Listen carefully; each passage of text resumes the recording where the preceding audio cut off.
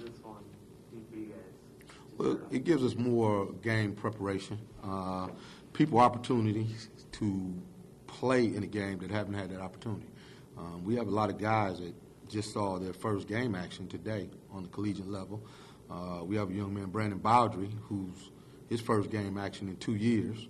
And so you gain something. L.J. Frazier, first game action.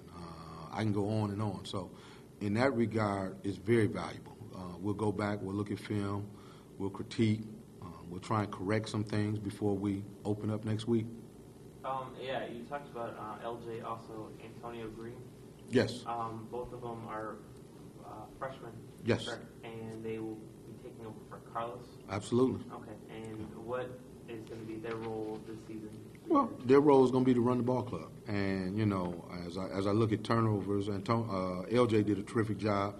0 turnovers, 4 assists. I'll take that any night of the week. Antonio was 1-1. So in 17 minutes. So in 38 minutes, if you get 1 turnover at that spot, that's pretty good. You know, they're going to see better pressure. But they've been pretty good about that all along. We want them to, you know, transport the basketball and then hit open shots, which they both can do. LJ not so well today, but they can do it. So, and then defend. They're going to be the start of our defense on the other end. Is there one of them that you like more than the other one to start the game, per se? Well, no. The one who started, L.J. Frazier, will be our starter. Okay. He's definitely far and above. He was Carlos's backup. He's now our starter, and he's tabbed, and Antonio will be his backup. Is the starting five that we saw today going to most likely be the ones that we see, you know, against? Probably the one that started the second half. Be more or less the group that you see. But, you know, once again, they're gonna get starting time based off their performance in practice. And so the guys that we started today are the ones that, you know, stepped up and did some things. As far as, you know, substitution, you guys do a lot of it, and it's, you know, I've seen it over the last couple of years. Do you like the depth that you guys have in your team? By far the most depth we've had, by far. I don't know if you'll see such a free-flowing substitution. Today was a little different. Once again, we're trying to get our guys reps. We want to get them prepared, and so we did some things today that we won't not normally do. But, you know, I think you'll see 9 to 10 guys per night with no doubt about it.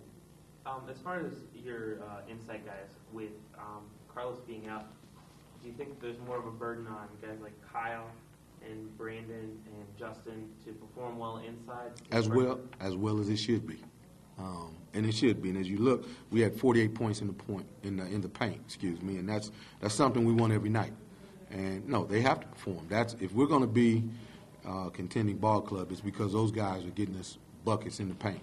And so you're absolutely correct. You know, when you named all those guys, you know, I think all 3 were in double figures. So we're going to need that type of output from them, and we're going to also need them on the glass.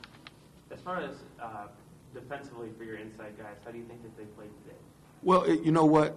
Alma was different. They were a hybrid team. I don't know if they really had a true post player, right, which makes it difficult in certain ways for your big guys, because now they have to do something they haven't been accustomed to doing, is get out on the floor and guard. And so it gave them opportunity to have to work on that. I don't think we saw a big, strong post player like we'll see a la, you know, when we go to Purdue, right, or play some more teams. And you guys certainly had a size advantage on them when they decided to play small, so that helped a lot.